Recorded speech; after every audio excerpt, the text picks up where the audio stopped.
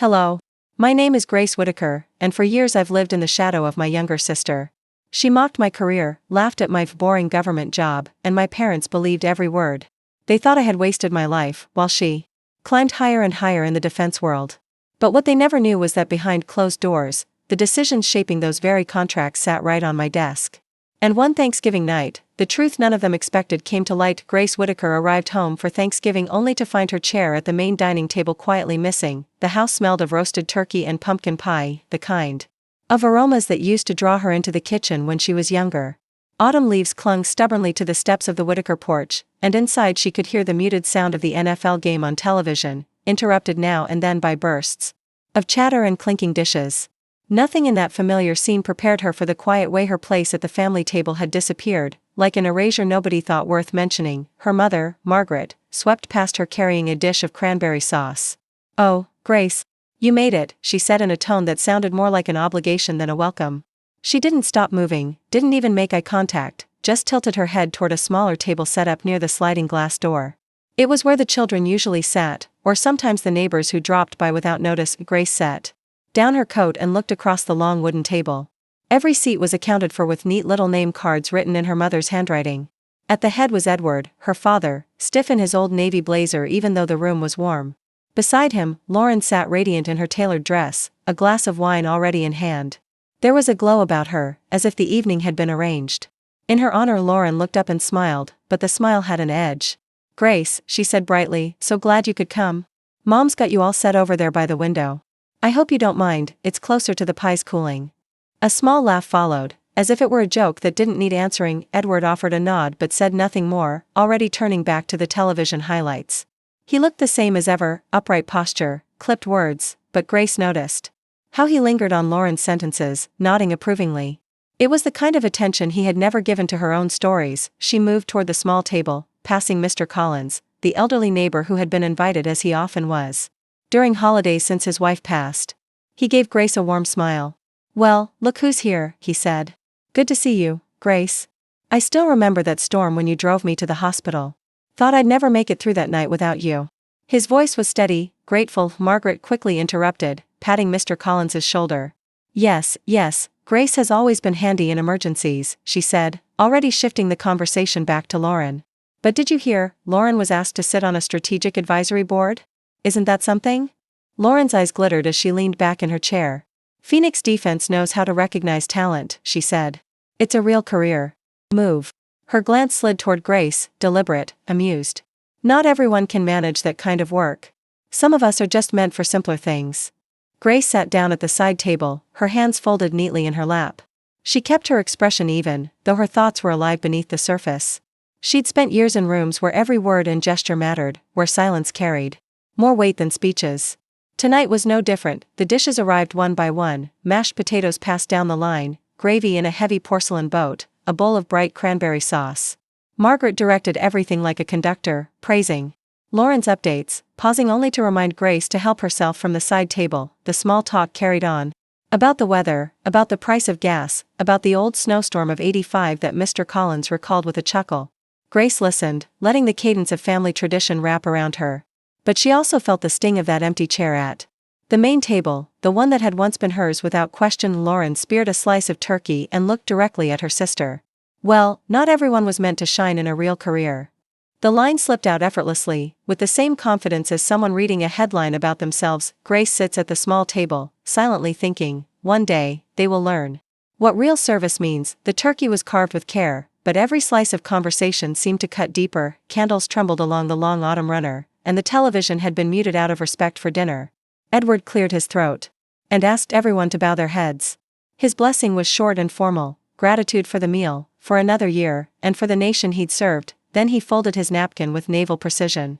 Plates began to move like a quiet drill. Turkey, stuffing, a boat of gravy, small mounds of cranberry set glowing by candlelight. From her place at the smaller table near the sliding door, Grace could hear every clink and compliment floating down the main table. Lauren spoke first, as if the cue had been hers all along.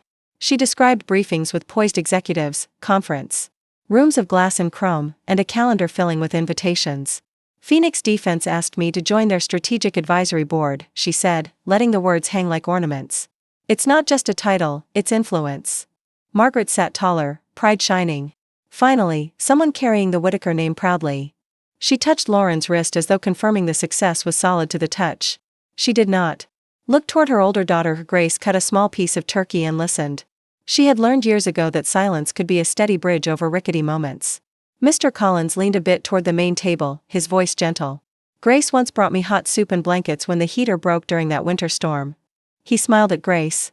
Middle of the night, too. Wouldn't take a dime for gas. Kind of you to help, dear, Margaret said, already turning back to Lauren. But professional recognition is different from neighborly errands. She lifted her glass to her younger daughter. Hard work pays off. Lauren absorbed the toast easily. She recited names of people who mattered, peppering the speech with acronyms and numbers that sounded important. Guests nodded, Edward's mouth curved in a line that resembled approval. Between courses, he slipped into a story from his career. Days, Atlantic storms, a captain who ran a tight ship, the old codes of respect he missed in modern life. He stopped just long enough for the gravy boat to pass and resumed with the same crisp cadence. Grace thought of Mr. Collins's cold house years ago, of the way his hands had shaken while she wrapped him in a blanket and waited for the furnace to cough back to life. Small things, unnoticed. She took a sip of water and let the warmth of the room settle, the clatter of forks, the faint scent of pumpkin and nutmeg drifting from the kitchen. The conversation rolled back to contracts and committees, to who sat where and who would be in which photo. Lauren's laugh carried. There's talk of a major deal. She glanced down the table, catching Grace in the corner of her eye. A lot of moving parts, a lot of responsibility. Not for everyone. Mr. Collins tried again, softer this time. Her help meant the world to me. He looked at Grace with a gratitude that didn't need ceremony. Yes, yes, Margaret said, waving a hand as if bumping a minor agenda item down the list. Let's not get lost in side stories. The candles crackled. The silver flashed. Lauren turned the talk like a dial. Grace, she said, bright as a studio host, do you even have a career worth mentioning? A slow hush drew over the wood and glass and good china. Grace laid her fork down gently. Her eyes were calm. She did not answer. Edward's disappointed sigh fills the silence. Perhaps you should have stayed in school, Grace. Wine glasses clinked as Lauren rose to announce her biggest triumph yet. After dinner, the living room glowed with a soft, firelit warmth. Coffee steamed in heavy mugs, and neat wedges of pumpkin pie waited on small plates, their cinnamon scent mingling with the clean bite of November air that slipped in each time someone passed the frosted glass door. Guests settled into easy chairs. And along the sofa, legs crossed, conversation light and bright at first, an after-dinner hum that made the fire seem to crackle louder. The TV in the corner was dark now, its reflection of flames flickering along the screen. Lauren stood just where the firelight caught her, chin lifted, glass raised. I wanted to thank everyone for being here, she began, and the room quieted as if trained for it. It's been an exciting season for me. Phoenix Defense asked me to join their strategic advisory board. She paused for appreciation, and Margaret gave it first, proud, loud clapping that cued the rest of the guests. Edward's smile appeared, tight with approval, the look he wore at promotions and retirements. Mr. Collins smiled up at Lauren, kind even in his reserve, then glanced toward Grace. He held his coffee with both hands, as if that small, steady warmth belonged to him alone. Grace sat near the fireplace, the light catching in her dark sweater, a slice of pie untouched beside her. She watched without interrupting, the way someone listens to a familiar song at a lower volume. Lauren turned a half step to invite the man by the bookcase forward. And I should introduce Mr. Harrison, who represents Phoenix Defense. Harrison moved in with a courteous nod and the kind of handshake that doesn't overstay its welcome. He had the polished calm of someone used to rooms like this, rooms that were at once private and public. It's true, Harrison said with an easy smile. Phoenix Defense has had a strong year. There's a lot of potential on the horizon. He glanced at Lauren, then took a breath that felt like a cue. A $300 million contract is nearly finalized. Only pending approval. Polite satisfaction rippled through the group.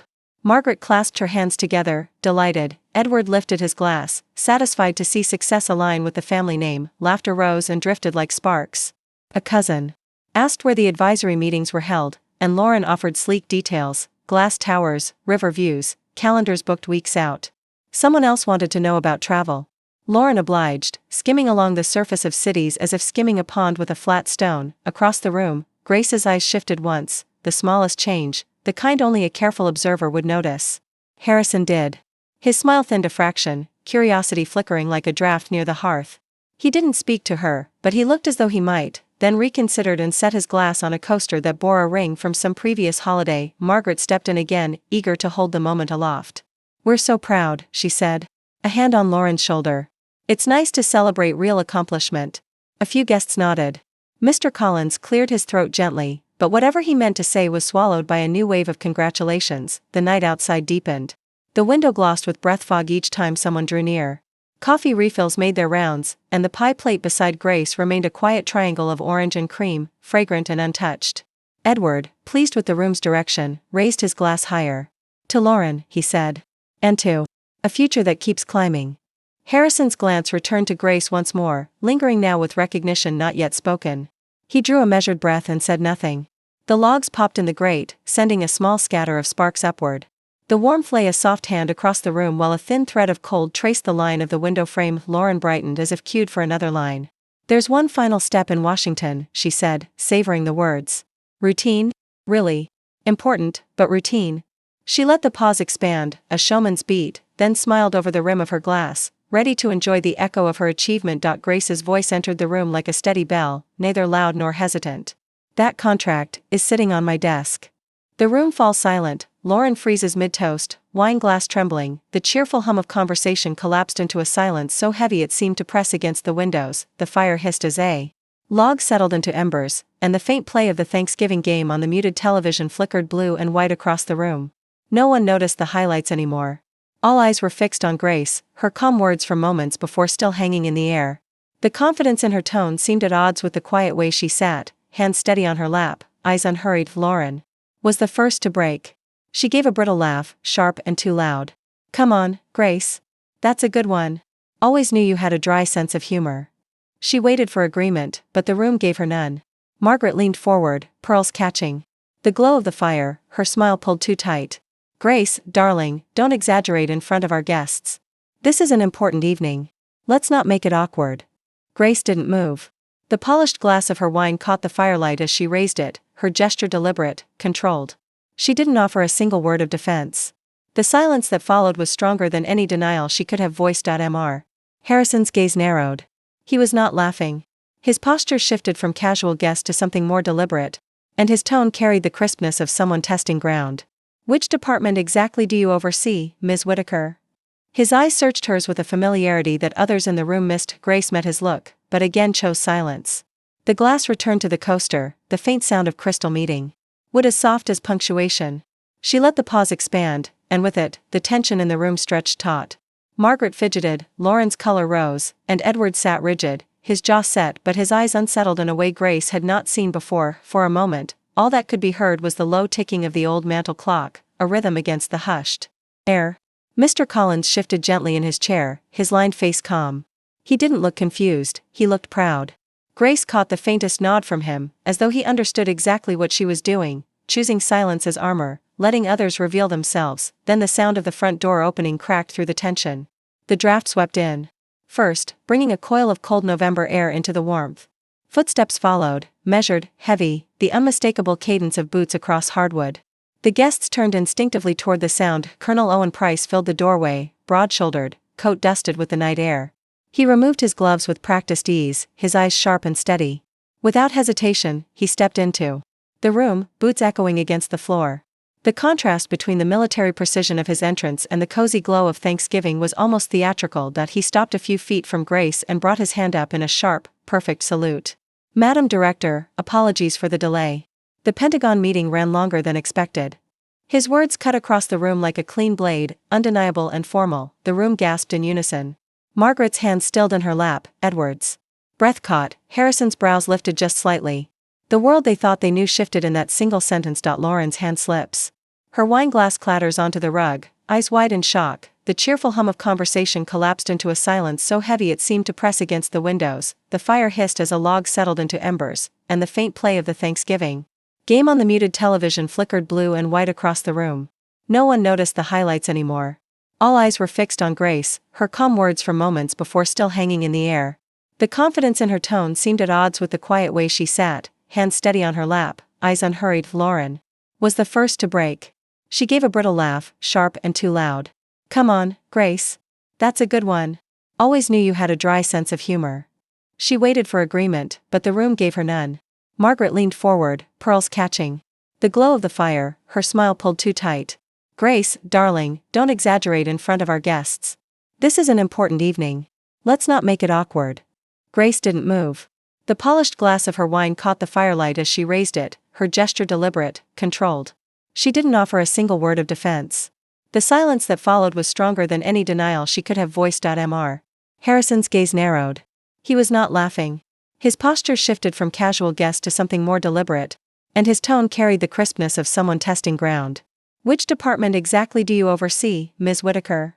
His eyes searched hers with a familiarity that others in the room missed. Grace met his look, but again chose silence. The glass returned to the coaster, the faint sound of crystal meeting. Wood as soft as punctuation. She let the pause expand, and with it, the tension in the room stretched taut. Margaret fidgeted, Lauren's color rose, and Edward sat rigid, his jaw set but his eyes unsettled in a way Grace had not seen before. For a moment, all that could be heard was the low ticking of the old mantel clock, a rhythm against the hushed air. Mr. Collins shifted gently in his chair, his lined face calm. He didn't look confused, he looked proud. Grace caught the faintest nod from him, as though he understood exactly what she was doing, choosing silence as armor, letting others reveal themselves. Then the sound of the front door opening cracked through the tension. The draft swept in. First, bringing a coil of cold November air into the warmth. Footsteps followed, measured, heavy, the unmistakable cadence of boots across hardwood. The guests turned instinctively toward the sound. Colonel Owen Price filled the doorway, broad-shouldered, coat dusted with the night air. He removed his gloves with practiced ease, his eyes sharp and steady. Without hesitation, he stepped into the room, boots echoing against the floor. The contrast between the military precision of his entrance and the cozy glow of Thanksgiving was almost theatrical. He stopped a few feet from Grace and brought his hand up in a sharp, perfect salute. "Madam Director, apologies for the delay. The Pentagon meeting ran longer than expected." His words cut across the room like a clean blade, undeniable and formal. The room gasped in unison.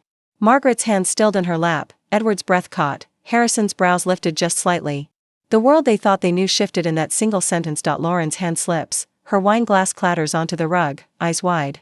In shock, with the glass still trembling on the rug, the room shifted in ways words could barely capture. A single salute had rearranged the air. Conversations that once orbited Lauren now faltered, every guest's posture bent, almost unconsciously, toward Grace. The fire gave a sharp pop, sending sparks up the chimney, as if punctuating what no one dared to say aloud. Owen lowered his hand, his presence solid, then stepped respectfully aside. The silence stretched, broken only by Margaret's attempt to recover. "Well," she said with a shaky laugh, "Grace has always had talents. We just didn't like to boast." The line fell flat, brittle against the undeniable weight of Owen's address. Harrison cleared his throat, his earlier composure reshaped into something closer to deference. "Director Whitaker," he said carefully, giving the title full weight this time, "Phoenix Defense values the opportunity to work with your office. We're aware the contract is important." His gaze darted toward Lauren, then back to Grace, acknowledging the power shift that had become impossible to ignore. Lauren leaned forward, color high in her cheeks. "She's my sister," she blurted. "You're making this bigger than it is." But her voice wavered, as though even she could hear how thin the protest sounded. Mr. Collins watched quietly, his eyes warm, almost triumphant. He gave the same small nod Grace had caught earlier, a gesture that seemed to say he'd known all along. Around him, guests adjusted their seats, some offering firm nods, others murmuring words of respect. One older gentleman extended his hand toward Grace, a steady shake accompanied by the formal "ma'am."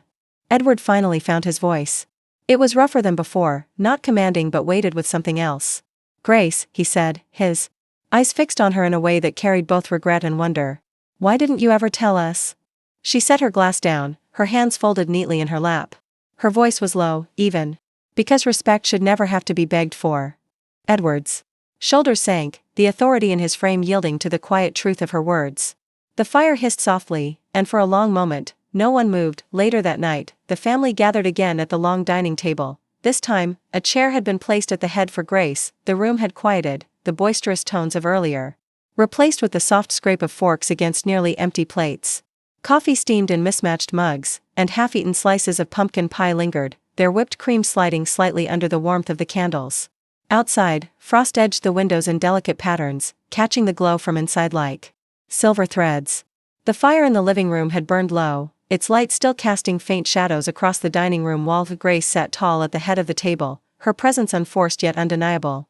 She looked across at her family, faces that had once been closed off now softened in varying shades of humility.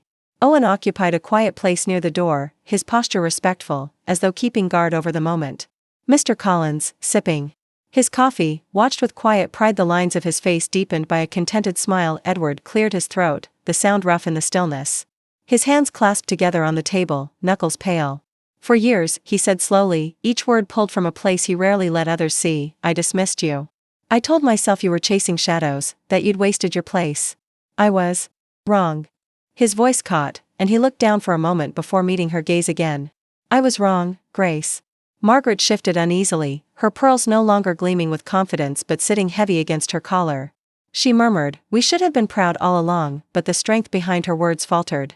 Lauren, who had once filled the room with certainty, now sat subdued, her glass untouched, her eyes turned downward. Grace's expression remained calm. She did not gloat, nor did she allow bitterness to stain the air. Service, she said softly, isn't about recognition. It's about responsibility. About doing what must be done, even when no one is watching. I never needed applause. But I hoped, at least, for understanding. She reached into her bag, her movements precise, and slid a sealed envelope across the table toward her father. Edward hesitated, then opened it with trembling fingers. His brows furrowed as he read, his eyes moving slowly over the official seals and signatures. The Whitmore House, he whispered, the name alone carrying the weight of decades of military history. I've spoken of this place for years. His voice thinned, breaking on the edges of emotion. How did you? It's yours now, Grace interrupted gently. Restored, every beam, every stone. A place you always dreamed of but never had the chance to secure. Consider it my gift, not just as your daughter, but as someone who understands what legacy means. Edward's eyes misted as he closed the envelope, his shoulders trembling under the gravity of both the gesture and his regret. He whispered, thank you, Director Whittaker, my daughter. The title and the kinship wove together at last, and the tension that had hung between them for years dissolved into something fragile but real. The room remained still, the quiet filled not with judgment but with reflection. Margaret dabbed her eyes, Colin smiled wider, and even Lauren seemed smaller, humbled by the truth revealed so plainly. Grace let her gaze settle on the chair beneath her, once denied and now restored. Grace glances at the restored chair, a small smile softening her face. No matter how late, the truth always takes its seat. That night closed not with triumph but with quiet recognition, as the family finally saw Grace for who she had always been. In her calm strength and quiet generosity lay the reminder that true service and dignity are never measured by titles or applause. We are taught again that kindness offered without demand for reward has a way of returning, and that judging others by appearances blinds us to their deeper worth. Like the steady glow of a lamp in a frosted window, such truths guide us back to one another.